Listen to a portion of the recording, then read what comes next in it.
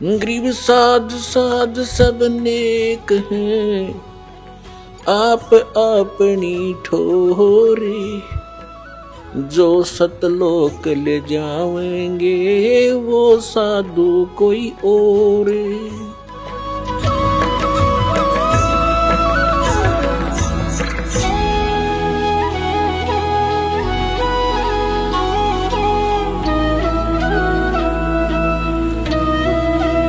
परमेश्वर कबीर जी ने 600 वर्ष पहले अपनी प्यारी आत्मा धर्मदास जी से कहा था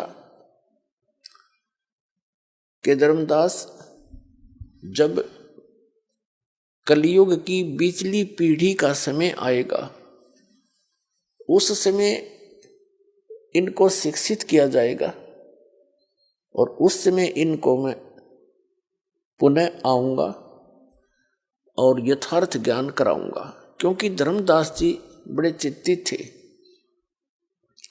विशेषकर उस समय चिंतित हुए जिस समय परमात्मा ने एक लीला की थी कबीर जी ने,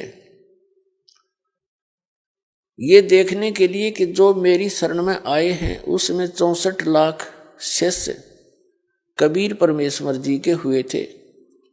सन 1398 में कबीर परमात्मा जी सतलोक से चलकर आए थे और काशी शहर लहर तारा तालाब के अंदर कमल के फूल पर एक शिशु रूप धारण करके वो प्रकट हुए थे। उनके कोई माता पिता नहीं। वहां से एक नीरू नीमा नाम के जुलाहा पति पत्नी थे, वो परमात्मा को बालक को ले गए थे। वो निसंतान थे और उनके घर परमात्मा लीलामय तरीके से परवरिश को प्राप्त हुए। बड़े होकर दुल्हे का कार्य करने लगे और साथ में जिस उद्देश्य को लेकर आए थे वो तत्व ज्ञान भी प्रचार करते थे। वो सतगुरु का रोल भी करते थे, जिस कारण से वो दुल्हा कहलाए।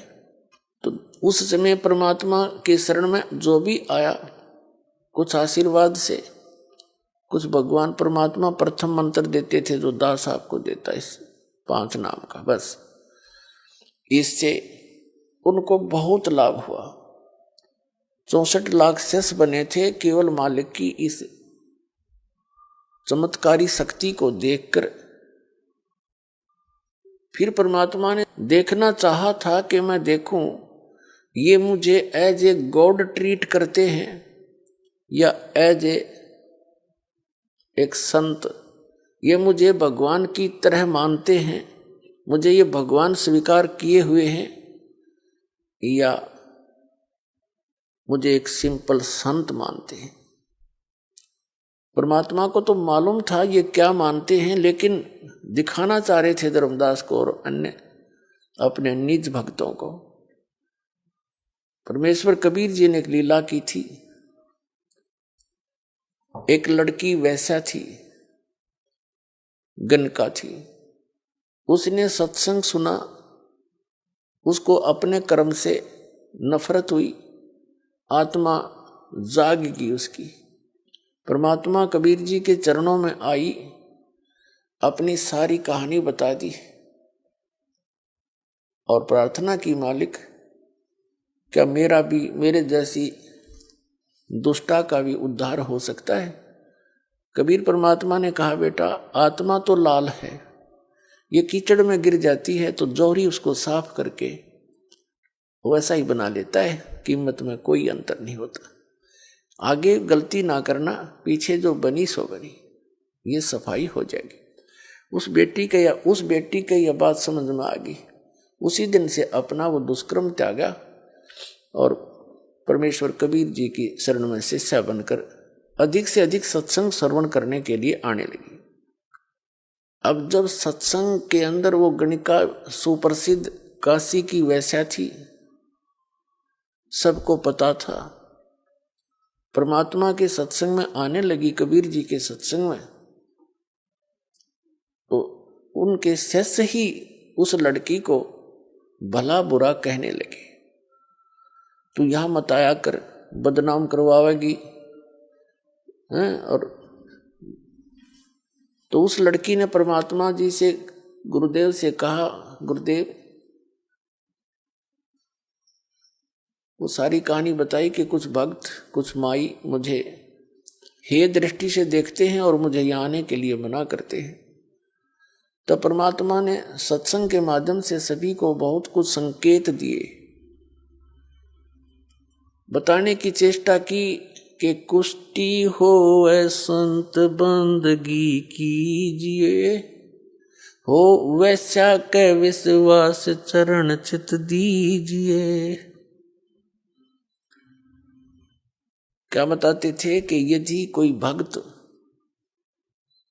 कोढ़ी भी है, उसका चाम भी चू रहा है और उसने दीक्षा ले रखी है, उससे नफरत ना करना, उससे भी सच्चाई बोलना, प्यार से डील करना उसको, क्योंकि वो भक्त है, परमात्मा की आत्मा है और धीरे धीरे वो कल्याण हो जाएगा उसका।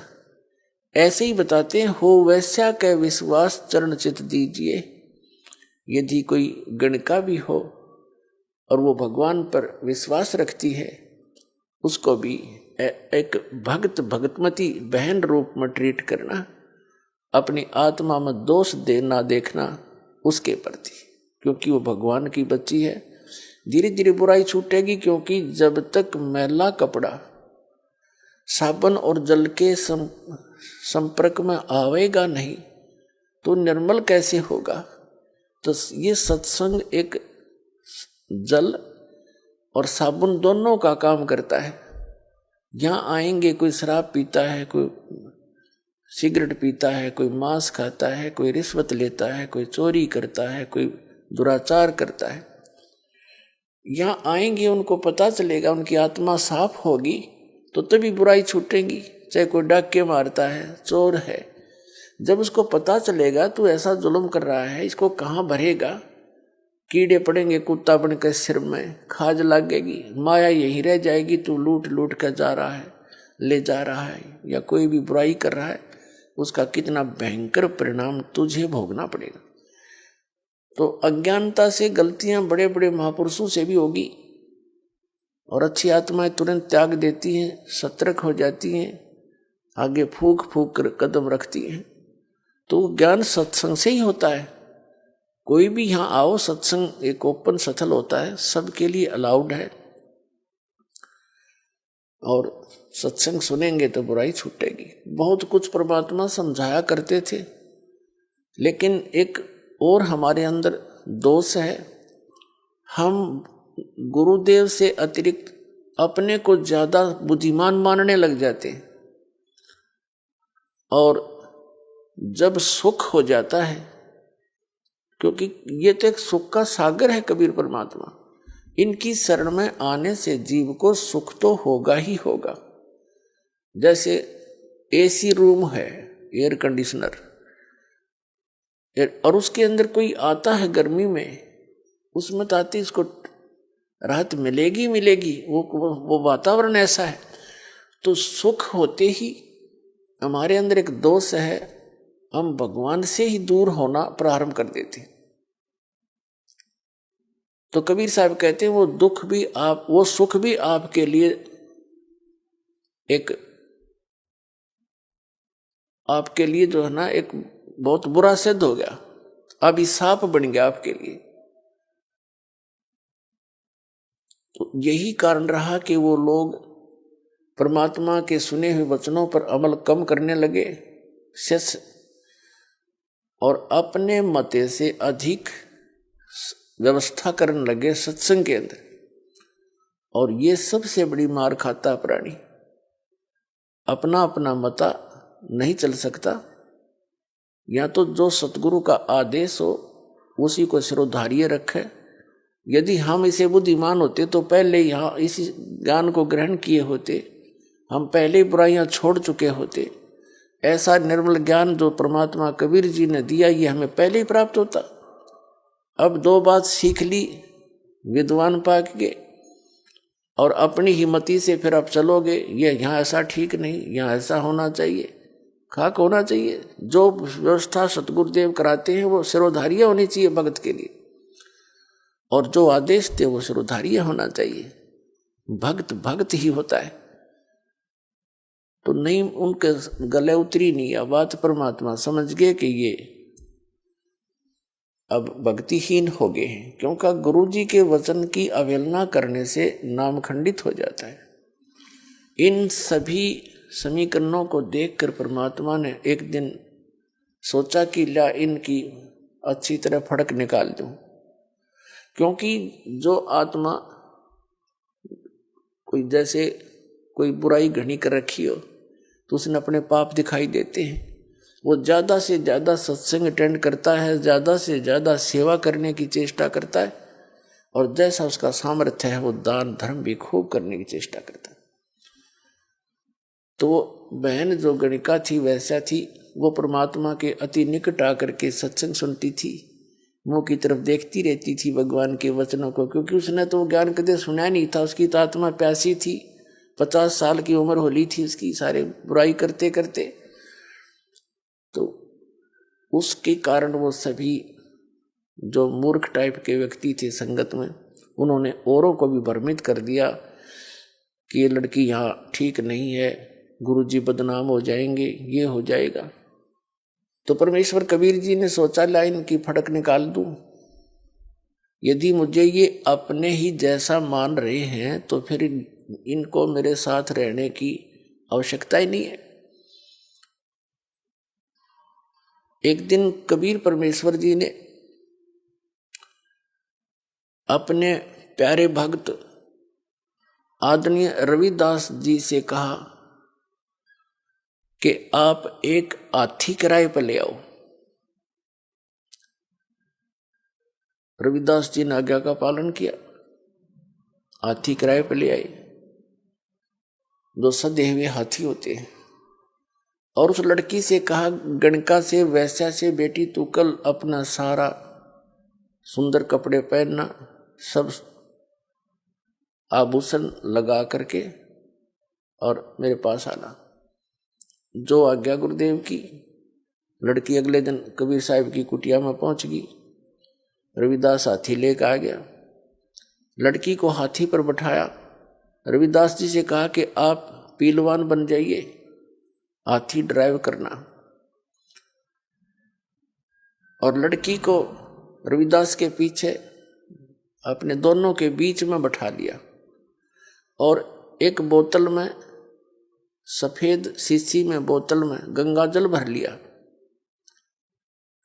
जैसा अन्य व्यक्तियों को ऐसा लगे कि ये शराब ले रखी है।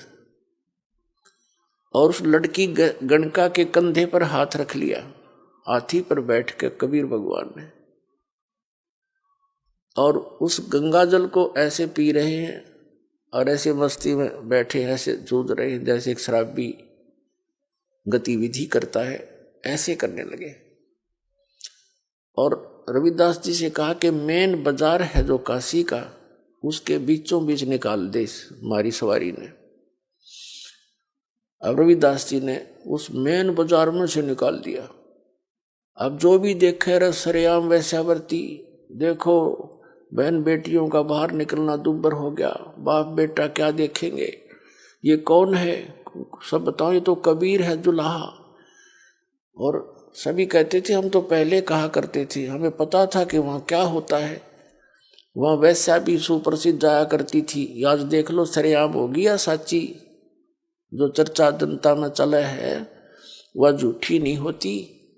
ले भाई, तो उनके कबीर साहिब के जो शिष्य थे उनको बुला लिया में वो दूसरे कि देखो तुम भगवान बताया करते, जिसको ये देखो तेरे भगवान के कर्म, सरेआम शराब पी रहा है, नशे में इसको पता नहीं तू कहाँ घूम रहा है, और वैश्या को साथ लिए। अब वो नकली तो हो रहे थे सारे चेले, उनको विश्वास ही नहीं था अपने भगवान पर। जब सुख होता था जब तो भगवान थे, और एक छोटी सी लीला देखकर हमने वो शैतान हो गए हमारे लिए, तो हम इतने नालायक हो गए थे।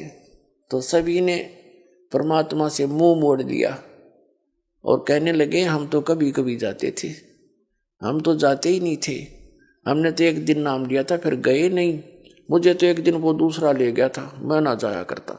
यानी लोक लाज के कारण अपने परमात्मा से 64 लाख विमुख हो गए।